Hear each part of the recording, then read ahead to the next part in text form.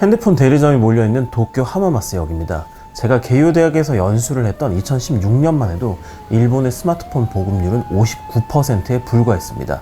동네 단골식당 주인 할머니께서 스마트폰을 신기해하셨던 기억이 납니다. 일본의 스마트폰 보급률은 2018년까지만 해도 74%에 그쳤고요.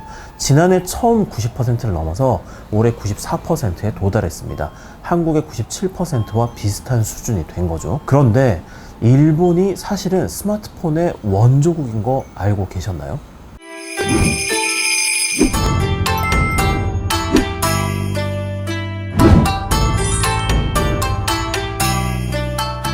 1999년 2월 일본 최대 통신회사 NTT는 세계 최초로 핸드폰에서 인터넷을 사용할 수 있는 아이모드를 내놨는데요.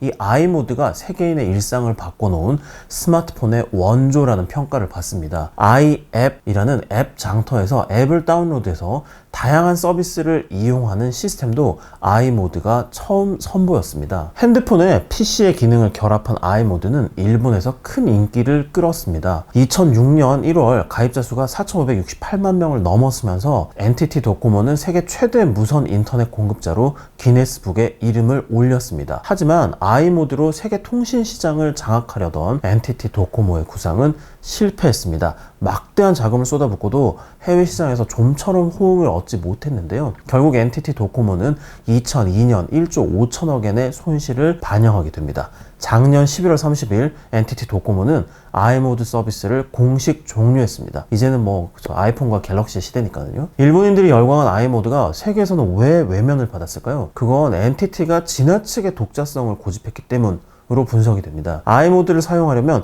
NTT 도메인 등록이 필수였습니다. 결국 스마트폰의 시대는 애플이 아이폰을 내놓은 2007년에서야 본격적으로 열리게 됩니다. 핸드폰에 인터넷 브라우저를 결합하고 앱을 통해서 다양한 서비스를 이용하는 아이폰의 사업 모델은 아이모드와 다를 게 전혀 없었습니다. 전 세계 이용자들이 함께 서비스를 만들어가는 오픈 플랫폼 전략을 채택했다는 게 차이였습니다. 애플은 NTT와 같은 인프라 사업자가 아니라 IT 기기 개발 회사였기 때문에 가능한 전략이었다라고 평가가 되지만요. NTT로서도 일본으로서도 정말 땅을 치고 후회할 일이 아닐 수가 없습니다. IT 업계 전문가들이 NTT의 전략이 조금만 달랐더라도 아이폰은 등장하지도 못했고 일본이 오늘날 세계 IT 산업을 주도했을 것이라고 단언하는 이유입니다. 1989년 NTT의 시가총액은 1639억 달러로 세계 1위였습니다. 현재 NTT의 시가총액은 987억 달러로 33년 전에 절반 수준입니다. 반면 애플의 시가총액은 2조 3271억 달러로 NTT의 24배에 달합니다. 일본에서는 NTT가 여전히 IT 연구개발의 총본산으로 대접을 받지만 세계 시장에서 NTT의 위상은 초라합니다. NTT의 5G 이동통신 특허 출원수 비중은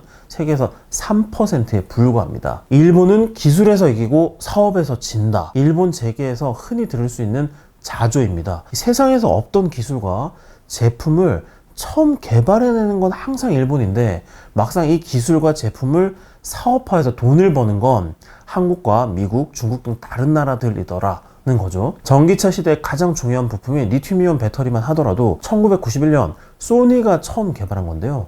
현재 세계 시장은 중국 CATL과 LG화학, SK이노베이션이 주도하고 있습니다. 경쟁에서 밀린 소니는 원조 리튬이온 배터리 사업부를 2017년 무라타 제작소에 팔았습니다. 일본 기업들이 기술력을 너무 과신한 나머지 독자성을 고집하다가 세계의 흐름과 동떨어지는 현상을 갈라파고스 현상이라고 합니다. 일본의 경우에 빗대서는 갈라파고스 재팬이라고 부르는데요. 일본은 이 갈라파고스화를 수십 년째 반복하고 있습니다. 세계 최초를 여러 개발하다 보니까 소니가 아무래도 이런 사례가 많은데요. 소니는 1975년 베타맥스를 내세운 비디오 규격 경쟁, 1992년 MD를 내세운 레코딩 규격 경쟁에서 각각 VHS 방식과 CD에 패배했습니다. 성능과 기술 면에서는 소니의 제품이 월등하다는 평가를 받았습니다. 하지만 저렴한 가격도 점점 중시해지는 가전시장의 조류를 외면한 채 쓸고퀄 을 고집한 게 페인으로 꼽힙니다. 1980년대에서 1990년대 세계를 제패한 일본 전자 회사들은 2000년대에 들어 삼성전자의 주도권을 빼앗겼습니다. 기술력을 맹신한 나머지 PC와 스마트폰 시대에 대응해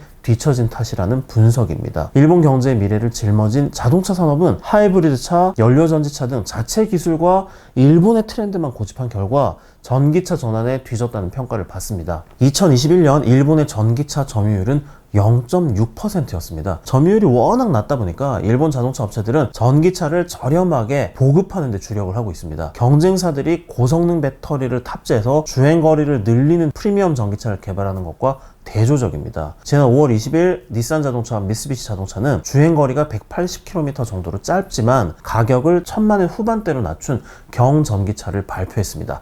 도요타는 지난 12일 첫 양산형 전기차인 BZ4X를 정기 구독형 서비스 방식으로 출시한다고 밝혔습니다. 여러 차례 소개해드린 대로 급여가 30년째 오르지 않는 일본인들은 1엔이라도 싼 제품을 찾습니다. 이러한 소비 습관에 일본의 기술력이 결합하면서 갈라파고스 재팬이 기묘한 형태로 진화하는 경우도 있습니다. 맥주 시장이 대표적인데요. 2020년 상반기 맥주 맛 알코올 음료인 다이산의 시장 점유율이 처음으로 맥주를 제쳐서 일본 주류업계를 놀라게 했습니다. 2004년 처음 시판된 다이산은 일본 주세 제도에 허점을 찌른 주류 회사들의 신기술입니다. 일본은 맥주의 주 원료인 메가의 양에 비례해서 세금을 붙입니다. 다이산은 메가를 쓰지 않고 콩과 오렌지 껍질 등으로 맥주 맛을 냅니다. 그 덕분에 2020년 10월 1차 주세 개정 전까지 맥주의 주세는 77엔이었는데 다이산은 28엔에 불과했습니다. 350ml 한 캔 소비자 가격이 다이센이 맥주보다 90엔, 약 1000원 가까이 쌌습니다. 그러니까 일본 사람들이 이 다이산만 계속 찾게 되는 거죠. 일본의 맥주 주세는 세계적으로 높은 편입니다. 과거 일본 정부가 맥주를 고급 수입품으로 간주한 탓입니다. 맥주 주세가 2026년에는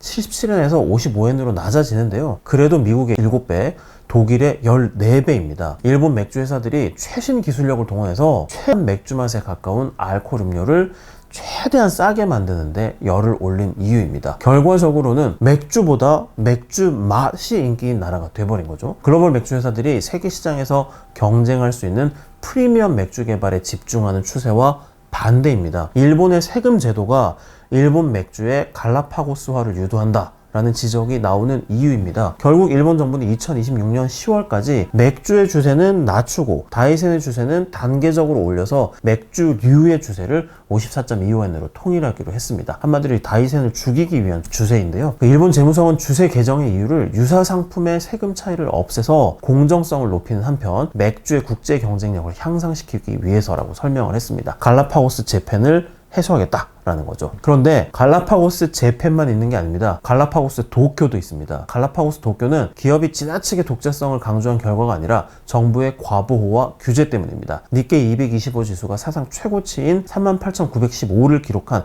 1989년을 기준으로 이후 일본 전상과 무라타 제작소 등 교토에 본사를 둔 상장기업의 시가총액은 300% 이상 늘었습니다. 도요타 자동차가 있는 아이치현 기업의 시가총액도 100% 이상 늘었습니다. 반면 일본 기업 본사의 60%가 다 도쿄에 몰려있는데요. 이 도쿄 기업의 시가총액은 33년 전과 거의 같은 수준입니다. 교토 기업이 3배 넘게 성장하는 동안 도쿄 기업이 성장 정체에 빠진 이유를 니혼게이자이 신문의 간판 칼럼니스트 가지와라 마코토는 카스미 카세키 코스트 때문이라고 지적을 합니다. 카스미 카세키는 일본 정부 조직이 몰려있는 도쿄의 관청가로 관료 조직을 상징하는 단어입니다. 우리나라의 과천청사 하는 것처럼요. 이 가스미 가세키에 가까울수록 정부의 보호와 규제를 받는 기업이 많고 그런 기업일수록 대관 업무의 부담이 크기 때문에 채산성도 나쁘다는 게 가지와라 칼럼니스트의 설명입니다. 서류와 도장 문화로 대표되는 일본 관공서가 기업에 얼마나 부담을 주는지는 종이 사용량에서도 나타납니다. 유엔 식량농업기구의 2018년 조사에서 일본 기업의 복사용지 소비량은 1000명당 23톤으로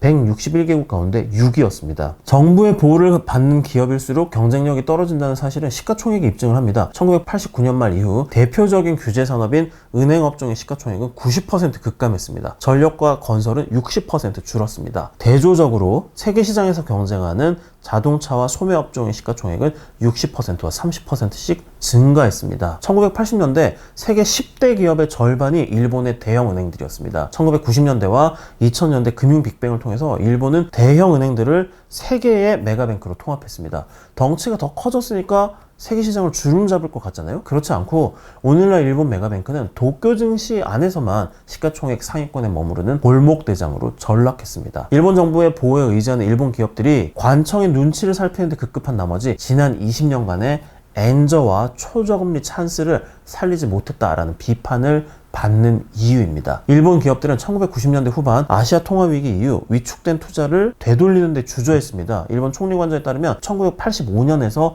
2009년까지 연구개발비를 줄인 기업의 비율이 일본은 41.5%로 G7 가운데 단연 1위였습니다. 영국은 33.1%, 미국은 22.5%였습니다. 같은 기간 설비 투자를 줄인 기업의 비율 역시 일본은 47.1%로 미국과 영국보다 높았습니다. 투자를 외면한 결과는 수익성 정체로 나타났습니다. 지난 20년간 미국과 영국 기업의 자본 스톡, 즉 자본금과 이익잉여금 등을 축적한 자금의 총량이 50% 전후, 독일 기업은 17% 늘어났는데 일본 기업은 9% 늘어나는데 그쳤습니다. 코로나19 확산 이후 여지없이 드러난 일본 디지털 부문의 후진성도 바로 이러한 정체의 연장선상이라는 분석입니다. 작년 하반기 일본 총무성이 발표한 2021년 정보통신백서에 따르면 디지털화를 추진하는 일본 기업의 비율은 13%로 60%에 달하는 미국에 크게 뒤처졌습니다. 일본 총무성은 디지털화를 추진하는 일본 기업의 비율이 미국 수준으로 늘어나기만 해도 제조업 매출이 6%, 약 23조엔, 비제조업 매출은 4%, 약 45조엔 늘어날 것으로 추산했습니다. 2021년 말 일본 GDP의 10%를 넘는 액수입니다. OECD에 따르면 2018년 미국의 IT 분야의 하드웨어와 소프트웨어 투자 규모는 2000년에 비해서 4.2배와 3.1배씩 증가했습니다. 일본은 1.5배와 1.3배 늘어나는데 그쳤습니다. 부족한 IT 인재의 편중도 가뜩이나 후진적인 일본의 디지털 개혁을 늦추는 요인으로 지적됩니다. 일본 정보처리추진기구의 IT 인재 백서 2020에 따르면 125만 명인 일본 IT 인재 77%가 후지스, NEC 등 IT 기업에 소속돼 있습니다. 미국의 IT 인재는 일본의 4배에 달하는 데다가 60% 이상이 IT 기업이 아니라 일반 기업에서 활동하고 있습니다. 일본의 고질병인 낮은 생산성이 좀처럼 개선되지 않는 것도 디지털화에서 진전을 보지 못하고 있기 때문으로 분석됩니다. 특히 비제조업 부문의 낮은 생산성은 일본의 부활을 가로막는 장애물로 지적됩니다. 1985년까지